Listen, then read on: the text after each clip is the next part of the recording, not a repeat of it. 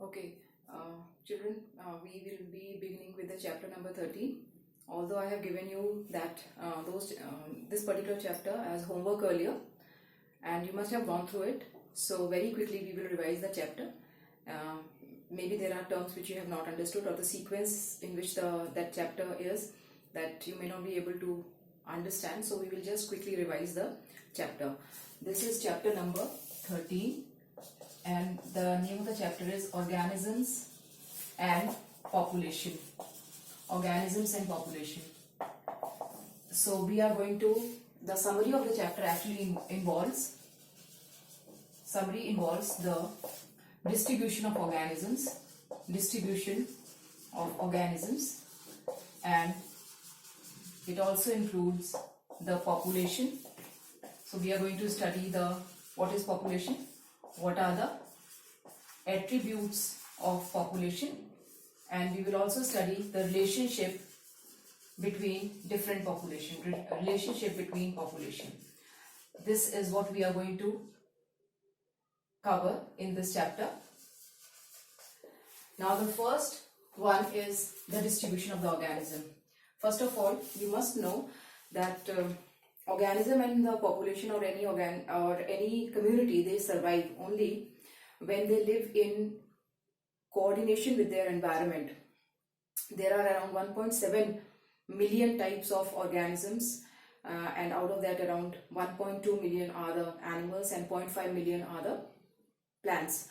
So if you see the distribution of these organisms over the earth, over the surface of the earth, you will find that they are not uniformly distributed.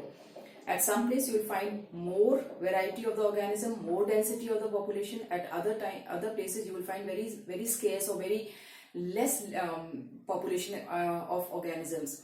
Now the basic reason of the non-uniform distribution of the organism lies in the environmental conditions. And the environmental conditions depends upon a number of factors. So the factors which are responsible for the environment or the climate or the weather of a particular place are actually the abiotic factors. And the abiotic factors are like temperature. They are temperature, then it can be light, it is soil, and fourth one is water. The presence of these in optimum amount determines the distribution of the organism in a particular place. So the first one is the temperature. We are taking up this particular part of the summary, distribution of organism. The first one is the temperature. Now why temperature is important? Temperature is important because the enzymes, the kinetics of our enzyme, which are responsible for all the metabolic reactions in our body, it depends upon the conditions in which the enzymes can work. And we all know that the optimum range of the function of the enzyme is between 25 to 30. It can be 20 to 30 also. That is the optimum range where the enzymes can function. Beyond that and below that, it becomes a little difficult for the enzymes to function. So most of the organisms, they love to live in that area where the temperature range lies between 20 to 30 degrees Celsius. Although we also find organisms living in extremely at extreme high temperature or at extreme low temperature. So they have devised their own method of living in that particular area. And so when the places where the temperature is optimum, you will find the most variety of the organism. So temperature determines the distribution of the organism to a great extent. Then comes the light. We know that light is the basic factor which is required for the photosynthesis of the plant. And if the light is present in optimum level, then you will find the plant growing there, and the plant will definitely attract the animals. And this is how the population in the communities are formed. So within light, there are two categories. That what is the intensity of the light, how intense the light is, and what is the duration of the light. Both of them determines the distribution of the organism, the intensity and the duration. So depending upon how much intensity of light is required and how much duration is required, the animals and the plants, they respond. Animals have got a specific breeding time. Then the animals go out for forage, for collecting the food. The plants, they show flowering and fruiting only in that particular photo period. So that response depends upon the amount of the light which is available in that area. Light is also a detrimental factor in the case of water, or in the case of, we can say, the organism living in water, that is the aquatic organisms. Aquatic organism. Why? Because plants will be found only in that particular level of the water where the light is able to reach. Beyond the level where the light is not available, you will not find plants growing. So most of the plants which grow in the ocean, they are the upper layer is occupied by the green algae, the middle layer is occupied by the brown algae, and the lowermost is occupied by the red algae. So the red algae live in the deepest water because they have the capability of absorbing the blue light of the VIBGYOR, the visible spectrum, and blue light has the capability of going deep down inside the ocean. So they absorb the blue light and they reflect the red light. So the red algae are able to thrive very nicely in that place where the light is available. Beyond that, no plants are available. So there are animals which are basically the scavengers. They depend upon the dead animals which sink down at the bottom of the ocean. So light plays a very, very important role. It also helps in seed germination. It also helps in the flowering and the fruiting in the plant. Then comes the soil. Soil, we all know that it is formed by the withering of the rocks. So it consists of various types of minerals that determines the pH of the soil, the water holding capacity of the soil, the rate of percolation of water through the soil. It all determines the characteristics of the soil, the porosity also, how bigger the granules of the soil are, and how they are bound together, how much space is there for the air cavities within the soil, because the roots of the plant have to respire. So you must have read about black soil, yellow soil, red soil. So they are different in texture, they are different in their water holding capacity. So what kind of soil is there, depending upon them, the specific kind of plant is found, and those plants are eaten up by the animals. So specific plants eaten up by those animals also thrive there, also live there. So soil is important because soil determines the plant and the plant determines the animals. So soil is a very important abiotic factor. If the terrain is rocky, you will find very less amount of plant growing there. But if there is presence of fertile soil, you will find more variety of plant, you will find more variety of animals. So soil plays a very important role in the distribution of animals or the organism. Then comes water.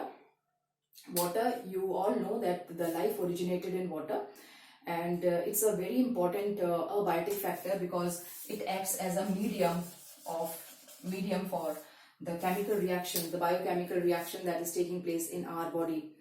And we believe that the animals who live in water, the aquatic animals, they do not have any problem because water is present in abundance in the water body. So the aquatic animals will not face any problem. But that concept is actually wrong. That belief is wrong, because it's not only the water important, but the amount of the salt which is present in the water is equally important. The fresh water, they have got less than 5 salinity. Salinity is basically 1 unit per 1000 unit of water, and less than 5 is found in fresh water, and 30 to 35 units are found in the sea water or the marine water, whereas the sea salt lagoons, hyper or haline lagoons, they have got salinity which is greater than 100, and you will find the organism growing even in those conditions, but they are very, very rare, and there are very limited number of organisms which live in that area. And all these factors thus determine the distribution of the organism, but it also depends upon the quality of the tolerance power of the organism. If the organism have got a wide range of tolerance, then you will find those organisms in wide range of space. And any organism which has got a wide range of tolerance of temperature, they are called as eurythermal. Eurythermal. Thermal is temperature, eury is having a wide range. So these are the animals which are having, or the organisms having, wide range of tolerance against the temperature. And if they have very narrow range of tolerance against temperature, then they will be called as stenothermal. So eurythermal and stenothermal. Distribution of eurythermal will be wider, and the distribution of the stenothermal will be limited. So my question for you is, we use the term haline for salinity. Haline is the term which we use for salinity. So what is that, what are those organisms called which have got a wide range of tolerance against salt, and what are those which have got narrow range of tolerance of the salt? So the two terms related to that only you need to write. So this is about the distribution of the organism, which is dependent upon the various abiotic factor. Now when these abiotic factors are present and organisms are living in that particular area, it's not easy for them to live throughout the year in that area, because the conditions keep on changing. We know the change in the weather, the change in the climate. Every 3 or 4 months the season changes. So accordingly, the organism's response also changes. Then only they'll be able to survive in that area. Otherwise, it becomes very, very difficult for them. They have to literally leave that area. So how do they respond? Out of 1.7 million types of organisms, the response is divided into various categories. So let us see how the response of the organisms are when the conditions changes. Yes, of course, temporarily, not permanently, because if it changes permanently, there will be a huge movement of organisms from one place to another. But generally, it is temporary and it is repetitive. So, response of organisms against the change in the environmental conditions. It can be like over a period of time, when the evolution have begun, like 4.5 million years ago, until date, organisms have been able to adapt themselves and have been able to maintain an internal constant environment so that they can live in a particular area. Now that constant environment is called as homeostasis. There's a term which we use, and that is called as a homeostasis.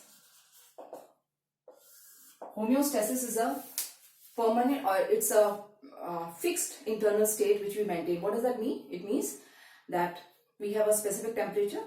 If the temperature fluctuates, if it goes up or goes down, then we feel uneasy. So our body tries to maintain that specific temperature. Then there is a specific pH which is maintained in our body that may fluctuate with the amount of the food which we take, the type of the food which we eat, but our body keeps on changing it, and it and stabilizes it. Then the amount of the water which our body should have. So the amount of the water, the temperature, the pH, everything is internally managed, and it is our body try to maintain it all the time. So those organisms which have got an internal constant state and they try to keep on maintaining it, whether it is winter, whether it is summer, whether it is any other season, then this particular capability of the organism to maintain their constant internal state is called as regulation. So we are called as regulators. What are regulators? They have got constant internal state. They've got constant internal state. They don't change, come what may. Then the another category is conformers. Conformers are the one who do not change or maintain their internal state, but they keep on changing their internal state according to the outer state. If the temperature outside increases, their body temperature increases. If the temperature outside decreases, their body temperature decreases. So they flow with the environmental changes. And 99% of the organism and almost all plants, they show this category, this particular characteristics of conformers. And 99% animals are conformers, all plants are conformers, so they hardly make any effort to maintain an internal state. But we find that regulators are more important, are more adaptable. Then the question comes that if regulatory organisms or regulators are more successful, then why the organisms they are not regulators? That's a question for you. Why the organism prefer to be conformers than the regulators? Now we are regulators, but when I talk about regulating the internal body environment, I am talking about internal regulation. I'm not talking about external regulation.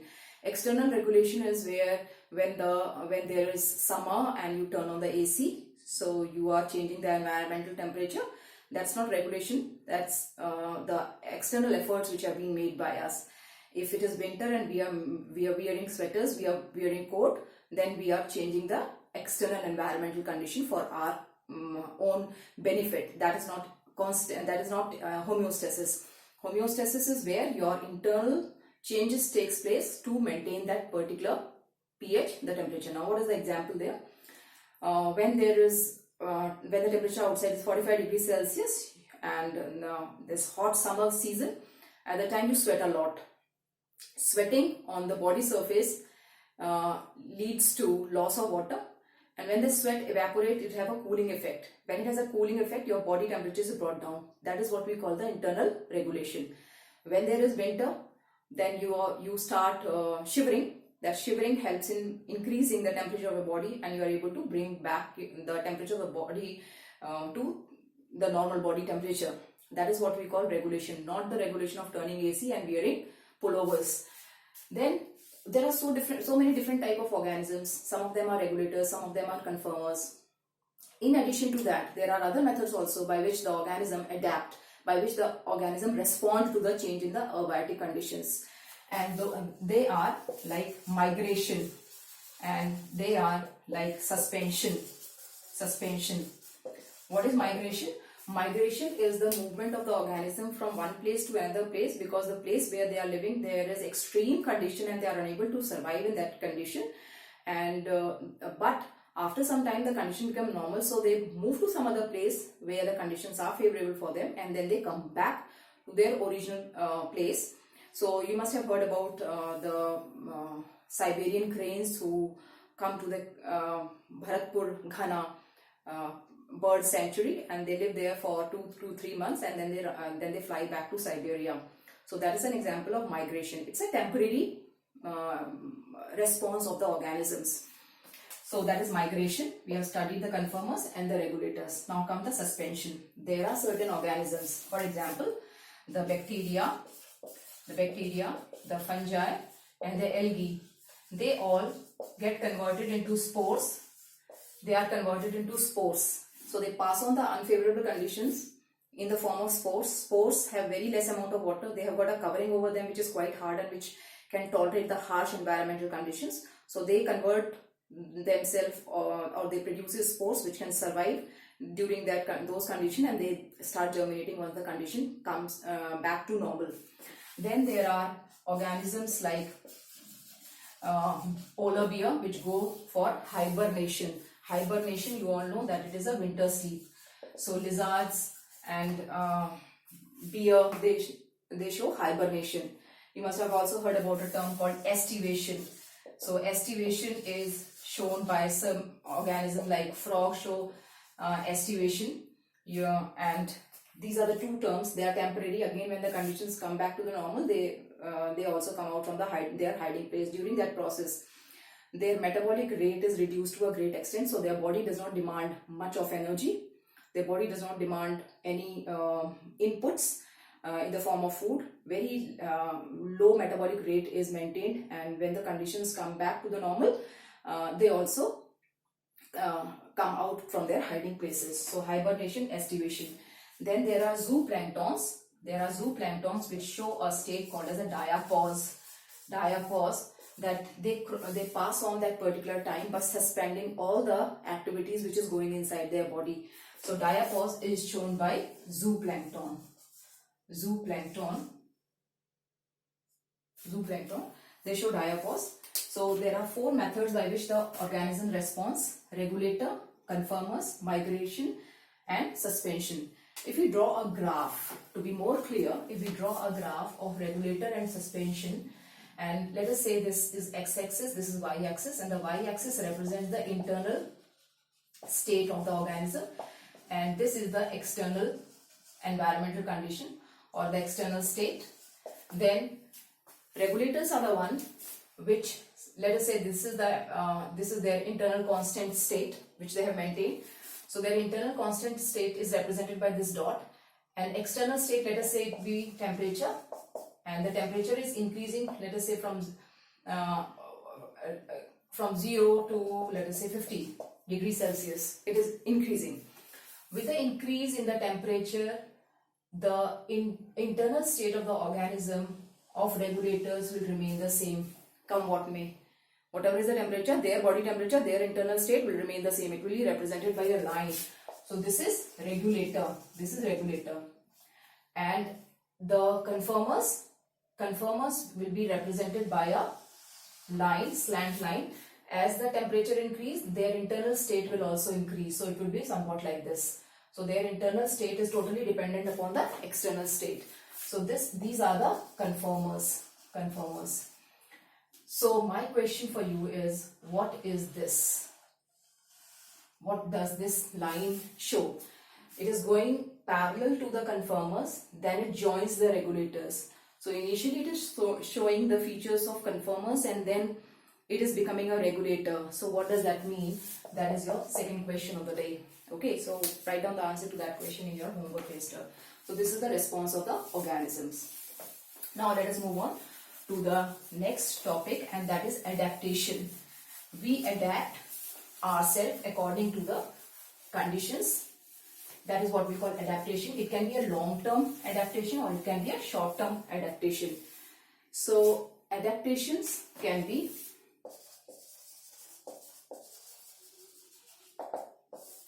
shown by plants.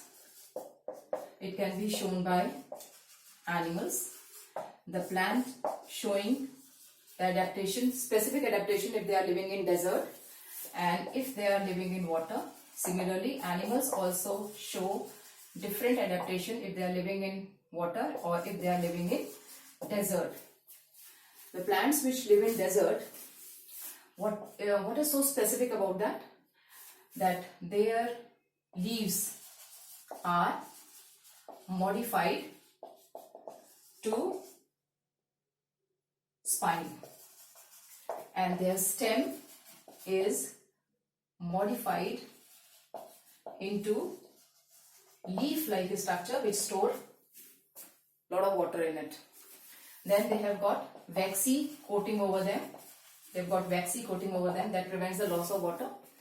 Then they have got deep roots so that they can absorb water from the ground. They show CAM. In 11th class, you must have heard about CAM. CAM is cressulation acid metabolism.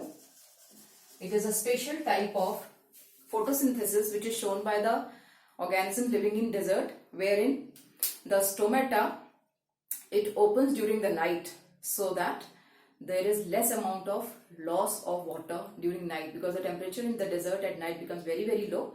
So there is less loss of water. So if the stomata open during the daytime as it happens in the other normal plants, then there will be a lot of loss of water. So to prevent that loss of water, they show CAM. So these are some of the adaptations shown by desert. You can add on some more if you remember them.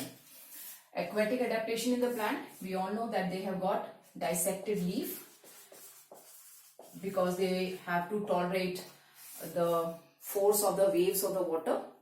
Then they do not, the roots are very poorly developed. Roots are poorly developed. Then they have got a mucus layer which can prevent them from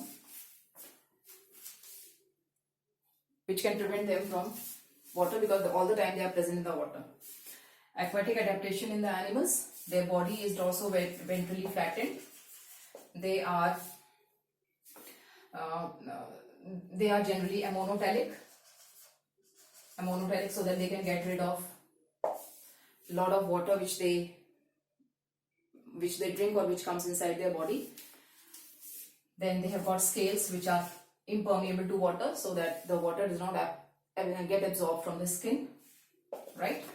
And the desert adaptation, one of the very common example that you hear is the kangaroo rat. This kangaroo rat never drinks water. It never drinks water. Then how it survives? It survives because the oxidation of the food inside its body produces water, and that water which is produced as a result of chemical reaction is being absorbed by them. And Then organisms which live in desert produce very less urine.